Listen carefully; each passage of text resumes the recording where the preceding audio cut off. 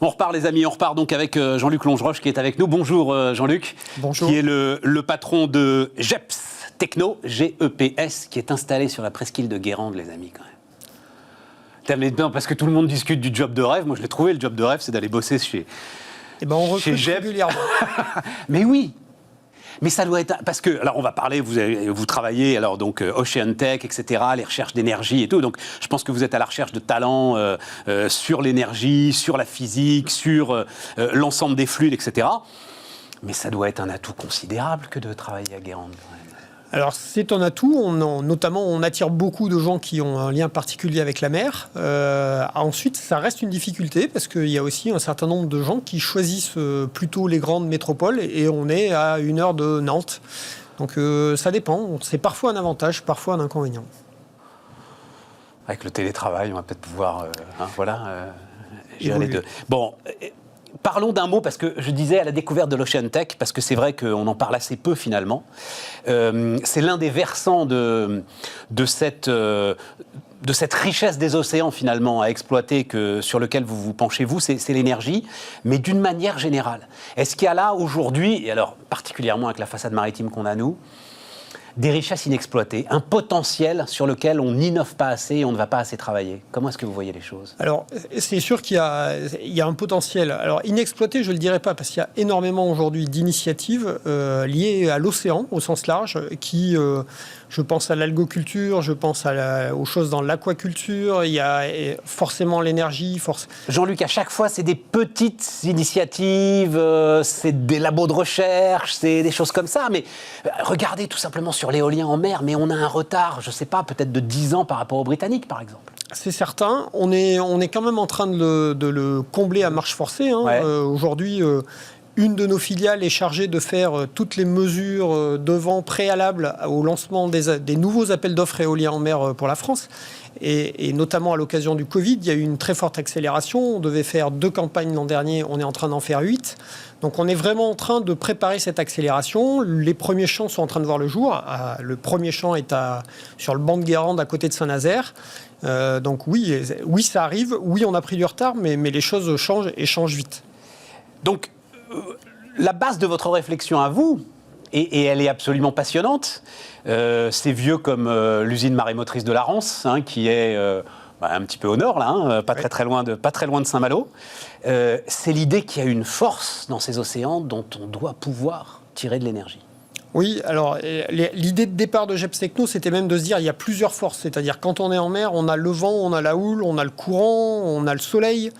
Et donc c'était vraiment d'arriver à combiner tout ça sur un seul et même flotteur et puis d'être capable de s'adapter précisément à l'endroit où est notre client en disant si vous avez plus de houle, on prend plus de houle. Si vous avez plus de vent, on prend plus de vent. Vos clients principalement sont les plateformes aujourd'hui. Alors c'est aujourd'hui, ça va être par exemple le pétrole, mais ça va être l'éolien marin qui a aujourd'hui, qui sur certaines utilisations met en œuvre des groupes diesel et on va leur proposer de les remplacer par des énergies renouvelables. Non mais quand je disais plateforme, c'est-à-dire ce sont des situations stables. Oui, voilà, c'est ça. Et donc vous étudiez vous la situation là où ils sont. Oui. Exactement. Et vous imaginez la solution énergétique qui va être la plus écologique et la plus rentable. Exactement. Ils nous donnent leurs besoins vraiment en disant on a besoin de telle énergie à telle fréquence et telle manière. Et nous, on observe, je dirais, ce qui se passe et on leur dit avec telle plateforme, on va répondre à votre besoin. La houle, on peut récupérer l'énergie de la houle ? Alors, on peut récupérer l'énergie de la houle. Aujourd'hui, il y a près de 150 projets à travers le monde qui essayent de récupérer l'énergie de la houle. Qui essayent. On est, je dirais, à l'échelle mondiale, on est aujourd'hui 3 ou 4 sociétés à avoir atteint le stade commercial. Qu'est-ce qu'on voit là? Alors, décrivez-moi ce qu'on voit là, Jean-Luc. Donc, c'est une plateforme jaune avec je l'ai décrit pour ceux qui nous écoutent en podcast ou à la radio. Elle est blindée de panneaux solaires. Ok, ça, panneaux solaires, on sait faire. Oui. Et qu'est-ce qu'il y a de plus, justement Alors, qu'est-ce qu'il y a de plus? Dans la tranche du milieu de la plateforme, vous avez une espèce d'étoile qui est remplie à moitié d'eau. Et chaque fois que la plateforme va basculer autour d'un de ses axes, vers l'avant, vers l'arrière, sur le côté, l'eau va se mettre en circulation et on va récupérer cette circulation d'eau avec une turbine. Et avec cette turbine, on va fabriquer de l'électricité. Mais alors, on fabrique de l'électricité, mais de quoi? De quoi allumer une ampoule? De quoi faire chaud? Il me dit plusieurs ampoules. Plusieurs ampoules. Alors, ça dépend de la taille des ampoules, mais de quoi? aujourd'hui. Ça se calcule en kilowatts. En mégawatts? On est en centaines de kilowatts installés. En centaines de kilowatts, oui, voilà. Et on va produire... Alors, une des grandes richesses de la houle, c'est que c'est une ressource qui est plutôt très stable dans le temps. Donc, c'est assez rare qu'il n'y ait vraiment pas de houle, et c'est aussi assez rare qu'il y ait des très grosses tempêtes. Et encore, on est capable de produire, on écrète, entre guillemets, mais on est capable de produire en période de grosses tempêtes. Et donc, on va, en fait, avec une plateforme comme ça, on va être capable de livrer quelques dizaines de kilowatts de manière très permanente. Alors, on s'adresse clairement pas au réseau. On va pas chercher à se connecter au réseau EDF et à remplacer des centrales nucléaires. Nous, on cherche des gens qui ont besoin d'alimenter des skis de pompe au fond de l'eau. Alors, donc, typiquement, on retombe sur les usages industriels qui sont en mer. Ouais, tout à fait. Ouais, tout à fait. Et alors, est-ce qu'on peut regarder il y a un truc, moi, j'ai envie qui m'intéresse beaucoup, qui se rapproche un petit peu, d'ailleurs, du dispositif de la Rance, finalement. Oui. Je me souviens, c'est-à-dire, c'est un musée aujourd'hui, parce que je l'ai visité, moi, il y a pas très longtemps, l'usine Marée Motrice. Non, elle tourne encore. Elle continue à fonctionner. Elle continue à fonctionner. Mais on peut la visiter. On peut la visiter. Assez librement. Ça reste un outil intéressant construit dans les années 60, je crois, d'ailleurs. Ça doit être ça, oui. Ouais, c'était une époque où, justement, voilà, la France industrielle avait de grandes ambitions. Une grande innovation. Voilà, une grande innovation, une grande ambition. Donc, là, qu'est-ce qu'on voit? Donc, on a une digue portuaire, c'est ça? Donc là, l'idée, c'est un projet qu'on porte avec le groupe Legendre. Ça a vraiment été... le groupe Legendre souhaitait se lancer dans la construction de digues et est venu nous voir en nous disant qu'est-ce que vous pouvez nous proposer d'innovant.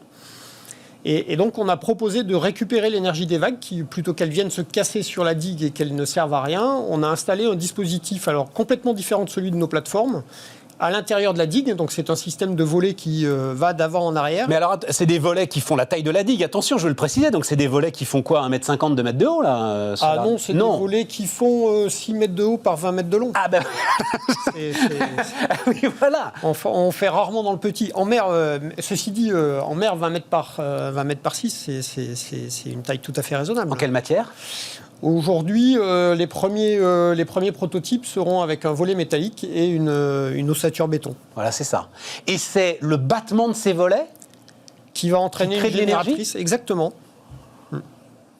Alors, c'est un système il y a justement plusieurs projets houlomoteurs qui ont cherché à utiliser ce système du volet, mais plutôt posé au fond de l'eau et pour alimenter le réseau. Et on est les premiers à avoir eu l'idée de transformer ce concept pour en faire un concept de digue énergisée, sur lequel aujourd'hui on a énormément de contacts entrants, c'est-à-dire clairement le marché attendait cette solution-là. Mais c'est fascinant, Mais là encore, quelle puissance on arrive à générer? Alors là, on va commencer à être très rapidement sur des mégawatts, parce qu'on est sur des tailles significatives, et à partir du moment où on a une houle, les endroits où on pose des digues, c'est quand même des endroits où justement il faut se protéger de la houle, donc on a souvent un bon gisement. Donc là, on parle de pouvoir installer des mégawatts, voire des dizaines de mégawatts sur une digue. Oui. Et donc là, on a sur la digue qu'on voit alors c'est évidemment une recomposition. Oui, voilà. C'est pour l'instant une image de synthèse. Voilà, pardon, c'est ce que je cherchais, une image de synthèse. Mais on voit une toute petite partie de la digue qui est réalisée comme ça. On ne pourra pas faire plus, c'est-à-dire qu'il va y avoir un problème de sécurité si jamais on étend davantage. Non, absolument pas. Cette image, en fait, elle reflète ce qui devrait...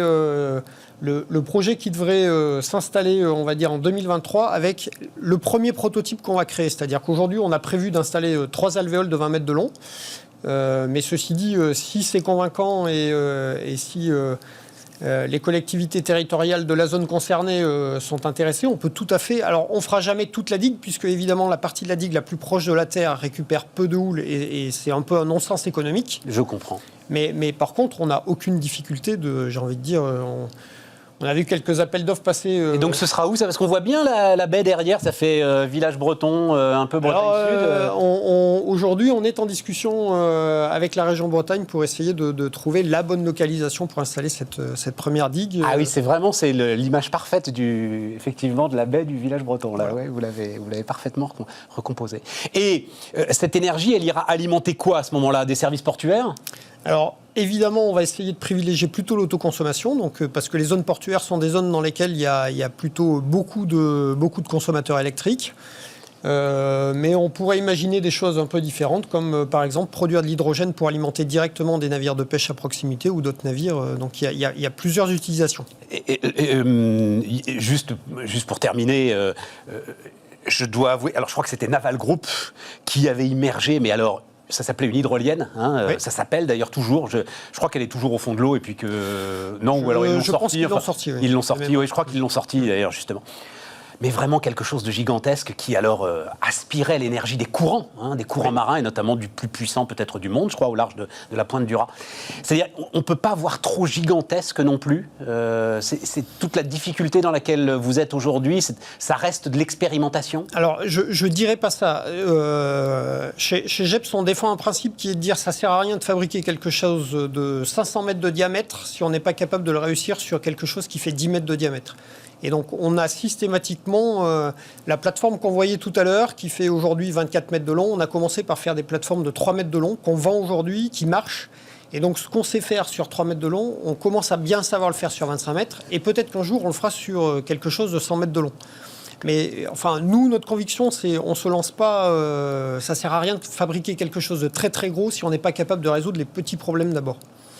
Et dans l'hydrolienne, je pense que voilà, il a fallu une phase d'apprentissage. Il y a aujourd'hui des projets français, je pense à Sabella et HydroQuest, qui aujourd'hui continuent à avancer, connaissent une bonne réussite. Et alors, c'est beaucoup de PME.